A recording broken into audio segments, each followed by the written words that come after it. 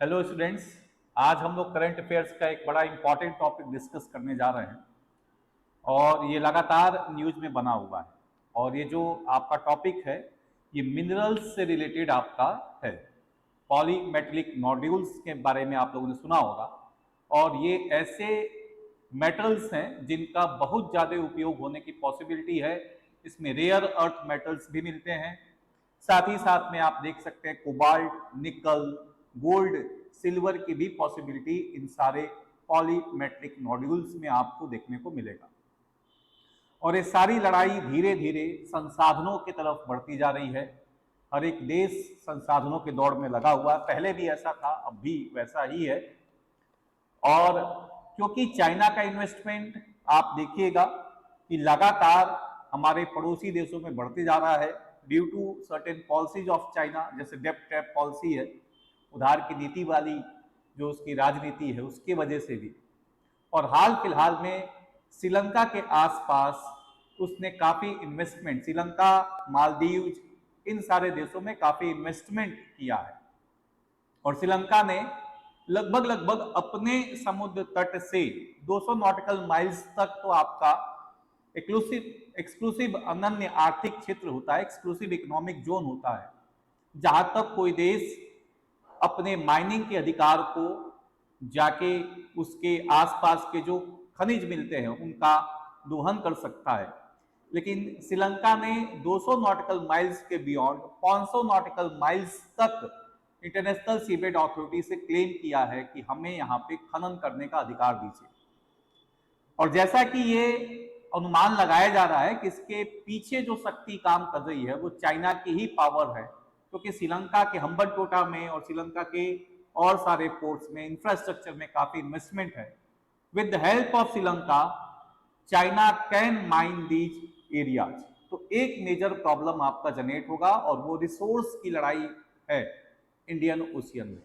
उसी को लेके भारत ने भी अभी एक बड़े इंपॉर्टेंट जगह आफसासी निक्टिन माउंट, सी माउंट, समुद्र के अंदर जो पहाड़ है उसको क्लेम किया है कि ये इंटरनेशनल सीबेड अथॉरिटी से उसकी मांग की है।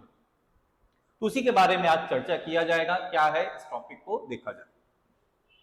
देखिए क्या है आफसासी निक्टिन माउंट, सी माउंट आपका है। सी माउंट का मतलब समुद्र के अंदर जो पर्वत मिलता है। ये समुद्र के अंदर जो पर्वत है ये समुद्र के अंदर ही रहेगा, ये बाहर नहीं आता समुद्र से। अगर समुद्र से बाहर आ जाएगा तो ये आइलैंड बन जाएगा, टापू बन जाएगा, तो समुद्र के अंदर ही ये समाप्त हो जाएगा, मतलब इसकी हाइट समुद्र के अंदर ही होगी। तो ये बात देखेंगे। भारत ने अपने अधिकार क्षेत्र के बाहर हिंद महासागर में अफनासी निक्टिन सी माउंट के अन्वेषण अधिकारों के लिए अंतरराष्ट्रीय सीबेड अथॉरिटी में आवेदन किया है। तो ये महत्वपूर्ण बात है। पहली बात तो आपको क्या जानना है प्रीलिम्स पॉइंट ऑफ व्यू से कि अफनासी निक्टिन माउंटेन कहां पे है, सी माउंट कहां पे है। तो this is in Indian Ocean. Options दे देगा इंडियन, पैसिफिक, अटलांटिक या आपके एंटार्क्टिक ओशियन। तो आपको वहां पे टिक करना है कि it is located in Indian ocean. ठीक है। भारत का आवेदन चीनी जहाजों द्वारा उसके क्षेत्र में टो लेने की रिपोर्ट से प्रेरित है, जिससे रणनीतिक हितों और संसाधन प्रतिस्पर्धा के बारे में चिंताएं बढ़ गई। तो क्लियर कट आपका ये जो भारत का मांग है वो बार बार चाइना के जो रिकॉनिसेंस शिप्स आ रहे हैं, टो लेने वाले जो जहाज आते हैं, रिपोर्ट तैयार करते हैं, आते हैं भारत के आसपास इस नाम पे कि हम यहाँ पे अनुसंधान करने आए हैं, कुछ विकास करने आए हैं, कुछ खोज करने आए हैं, रिसर्च एंड डेवलपमेंट के पर्पज से आए। लेकिन उनका मेजर जो एम होता है वो सिक्योरिटी कंसर्न्स को भी आपका ध्यान में रख के होता है। तो इस वजह से इंडिया ने ये क्लेम किया है। अब थोड़ा सा आपको क्या जानना है इंटरनेशनल सीबेड अथॉरिटी के बारे में, क्योंकि इससे प्रीलिम्स में सवाल बनने की पॉसिबिलिटी एकदम रहेगी। तो इंटरनेशनल सीबेड अथॉरिटी क्या है? एक संगठन है जो कि संयुक्त राष्ट्र के कन्वेंशन के तहत स्थापित किया गया, United Nation Convention of the Law of the Seas, जो अंतरराष्ट्रीय अभी समय है संयुक्त राष्ट्र का, और ये समुद्र के जो नियम है उनके संबंध में ये बनाया गया है। तो ये इंटरनेशनल सीबेड अथॉरिटी क्या करता है, इसका जो मुख्यालय आप देखिएगा ये जमैका में आपका है, किंगस्टन जमैका में आपका। और इसका काम क्या है, ये देशों को खनन का और जो भी आपके समुद्र के अंदर संसाधन है उसके दोहन का अधिकार प्रदान करता है। एक बात आपको ध्यान में रखना है कि देशों को ही नहीं देता बल्कि निजी संस्थाओं को भी दोहन का अधिकार देता है। इसका मतलब कल को हमारे देश में अंबानी और अदानी किसी समुद्र के अंदर जाके खनिज का दोहन करना चाहें तो अंतरराष्ट्रीय सीबेड अथॉरिटी उन्हें यह अधिकार प्रदान कर सकता है। यह भी बात आपको ध्यान में रखना है। तो इंटरनेशनल सीबेड अथॉरिटी को राष्ट्रीय अधिकार क्षेत्र से परे, मतलब जो आपका, जैसे आप देखिएगा कि यह है आपका टेरिटोरियल सी, जो 12 नॉटिकल माइल्स, जो किसी भी देश के बेस लाइन से 12 नॉटिकल माइल्स होता है, वो राज्य क्षेत्रीय सागर क्षेत्र जो होता है टेरिटोरियल सी।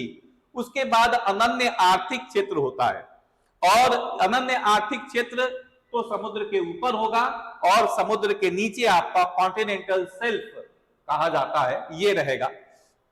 उसके बाद खुला समुद्र शुरू हो जाता है। तो खुले समुद्र में किसी भी देश को यह अधिकार है कि वहां पे जो संसाधन मिलते हैं उनका वो दोहन कर सके।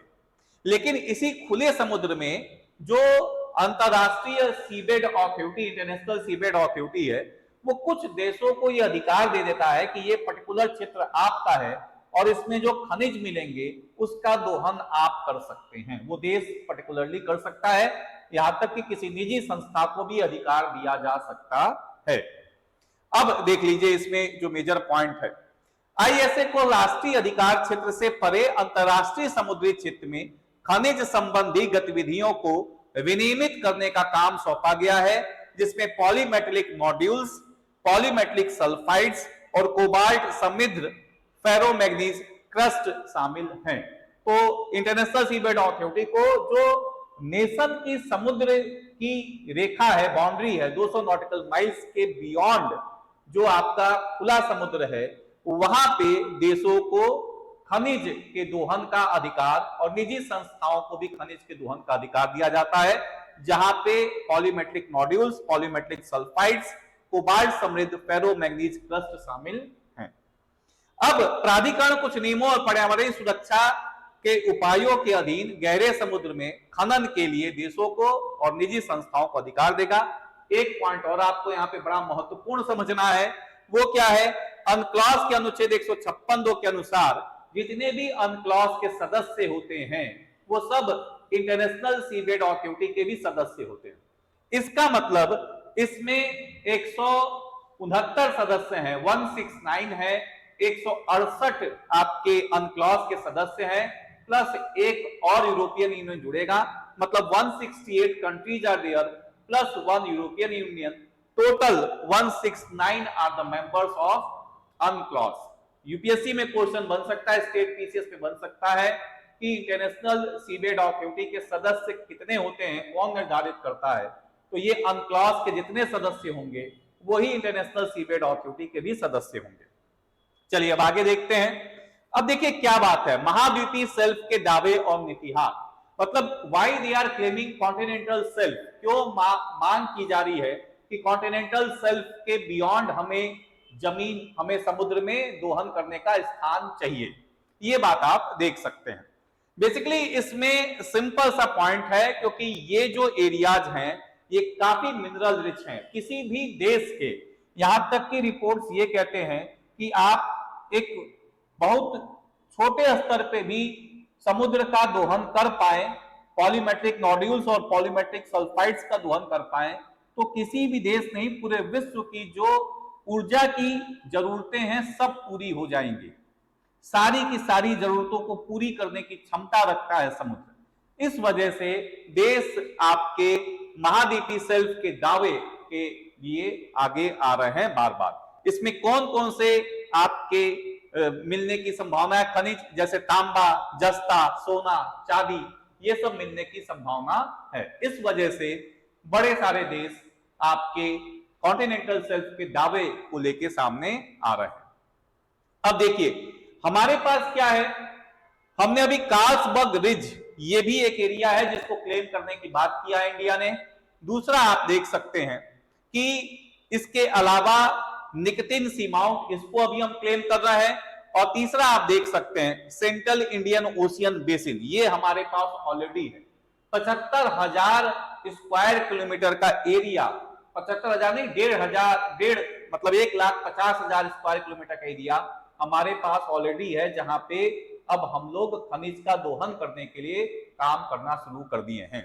तो 3 क्षेत्रों पे काम हो रहा है, एक सेंट्रल इंडियन ओशियन बेसिन, दूसरा आपका निकटिन जो आप देखिएगा सी माउंट, और तीसरा आप देखिएगा कि यहाँ पे कार्लसबर्ग रिज जो है, यहाँ पे हम लोग प्रयास कर रहे हैं कि यहाँ पे भी कुछ समुद्र के अंदर ऐसे क्षेत्र मिल जाए जहां पे हम पॉलीमेट्रिक नोड्यूल्स या सल्फाइड्स का दोहन कर सके। चलिए अब आगे बात देखते हैं, जो अफनासी निकटिन माउंटेन है उसके बारे में कुछ जानकारी ले लें, इससे भी सवाल बनने की पॉसिबिलिटी रहेगी। पहली बात तो हमने आपको बताया था सी माउंट होता क्या है। तो सी माउंट अगर आप देखिएगा तो समुद्र के अंदर वो सारी आकृतियां मिलती हैं जो आपको जमीन के ऊपर मिलती हैं, स्थल पे मिलती हैं, वो सारी आकृतियां समुद्र के अंदर लगभग मिलेगी। वहां पे भी पहाड़ मिलता है, वहां पे भी वॉल्केनो मिलेगा, वहां पे भी खाई मिलेगा, और भी जितनी भी आपको आकृतियां मिलने की पॉसिबिलिटी होगी वो सब मिलती हैं। तो जैसे रिफ्ट आपको मिलेगा, उसी तरह से रिफ्ट समुद्र के अंदर भी मिलता है, ट्रेंच भी समुद्र के अंदर मिलेगा। तो यहाँ पे जो बात हो रही है वो सी माउंट की बात हो रही है, और सी माउंट आप देख सकते हैं, ये है seamount, this is what is seamount. ये जो आपका है, जो समुद्र से बाहर निकल के ज्वालामुखी बन गया, वॉल्केनिक आइलैंड है, जो समुद्र से बाहर निकल गया वो आइलैंड बन गया। ये कॉन्टिनेंटल सेल्फ है, और कॉन्टिनेंटल सेल्फ से जब बहुत तेजी से जमीन समुद्र के अंदर जाना शुरू होता है तो कॉन्टिनेंटल स्लोप आपको देखने को मिलेगा। तो ये सारे पॉइंट्स आपके हैं, ज्योग्राफी का एक कंसेप्ट है। अब आगे देखा जाए, जो अफनासी निकटिन माउंटेन है उसके बारे में क्या देखेंगे। सी माउंट एक बड़ी पनडुब्बी स्थाकृति है जो सतह तक पहुंचे बिना समुद्र तल के निकलती है, और इस प्रकार यह एक द्वीप नहीं है। तो it's not an island, it's just a mountain which is submerged under a ocean.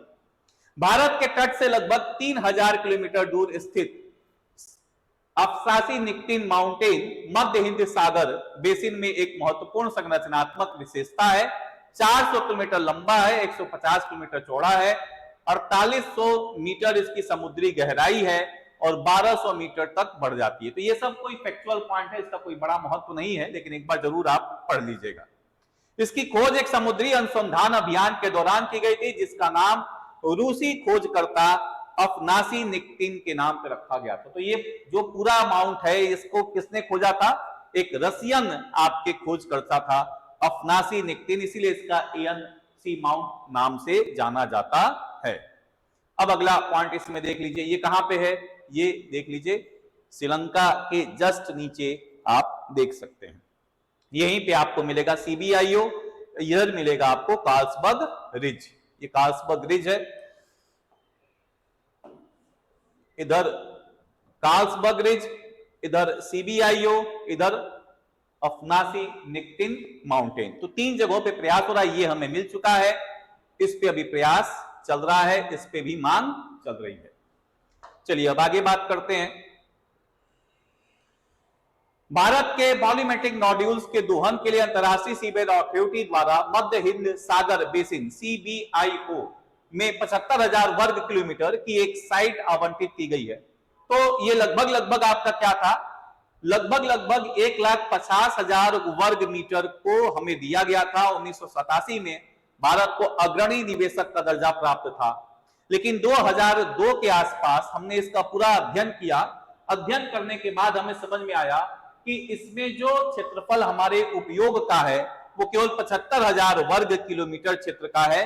तो इसका हमने उपयोग के लिए रख लिया है, और बाकी 75,000 जो आपके वर्ग किलोमीटर है वो वापस इंटरनेशनल सीबेड अथॉरिटी को दे दिया गया। तो अभी इस एरिया में 75,000 square kilometre area is with us, which has a capacity of 380 million metric ton, जो आपकी संभावना है कि यहां पे 380 मीट्रिक टन पॉलीमेट्रिक नोड्यूल्स की पॉसिबिलिटी रहेगी। एक और महत्वपूर्ण बात आप देख सकते हैं, और वो क्या है, समुद्रयान मिशन। तो इसी सारे खनिजों के दोहन के लिए सरकार बड़े तेजी से काम कर रही है और उसी में एक पहल है आपका समुद्रयान मिशन। ये 3 लोगों की क्रू की पॉसिबिलिटी है, जो लगभग समुद्र के 6000 मीटर तक अंदर जाने की संभावना रखते हैं और वहां पे अध्ययन करके आ सकते हैं। 12 घंटे वहां पे रहेंगे। एक्स्ट्रा ऑर्डिनरी सर्कमस्टेंसेज में ये 96 घंटे, कोई आपातकालीन समस्या आ गई तो 96 घंटे वहां पे रह सकते हैं। ये बात आपको देखने को मिलेगा। तो यहाँ पे 6000 मीटर की गहराई तक पहुंचने के लिए एक चालक दल का संभावना इसमें है और ये 2001 में मिशन शुरू हुआ था और अभी इसका 2025 में फाइनल इसकी पॉसिबिलिटी रहेगी। तो ये आपका समुद्रयान मिशन, इसकी टेस्टिंग भी अभी कुछ हाल फिलहाल में 2023 में इसका टेस्टिंग थोड़ा बहुत हो गया है। फाइनल इसका जो होगा वो 2025 तक होने की पॉसिबिलिटी है। तो आज के लिए इतना ही। अब नेक्स्ट टॉपिक के साथ मिलते हैं। Thanks to all.